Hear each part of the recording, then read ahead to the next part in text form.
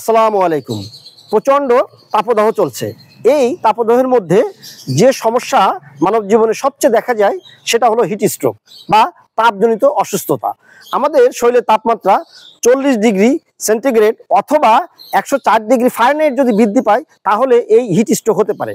আর এই হিট স্ট্রোকের জন্য যে সমস্যাগুলো দেখা যাবে সেটা হলো ত্বক লাল হয়ে যেতে পারে, মাথা ঘোরা, মাথা ব্যথা বা বিকলাঙ্গতা, পা বা হাত অবশ হয়ে যাওয়ার মতো সমস্যা হতে পারে। কোনো কোনো ক্ষেত্রে পেশেন্ট অজ্ঞান পর্যন্ত হয়ে যেতে পারে। এই যে হিট স্ট্রোক, এইটা থেকে আপনাদের সবসময় দূরে থাকতে হবে। এর কারণ যে প্রচণ্ড তাপদাহের মধ্যে বাইরে কম যাবেন, অবশ্যই ছায়াযুক্ত জায়গায় থাকবেন, শারীরিক পরিশ্রম কম করবেন এবং তরল পানি বেশি বেশি করে সেবন করবেন বা বিভিন্ন সিজনাল ফলগুলো যদি আপনি খেতে পারেন তাহলে এই হিট স্ট্রোক জনিত জটিলতা থেকে দূরে থাকতে পারবেন। মনে রাখবেন, যদি এই হিট স্ট্রোক জনিত জটিলতা থেকে দূরে থাকেন তাহলেই শরীরের যে বিভিন্ন ধরনের বড় রকম সমস্যা যা হিট স্ট্রোক থেকে হয় সেটা থেকে রক্ষা পেতে পারবেন।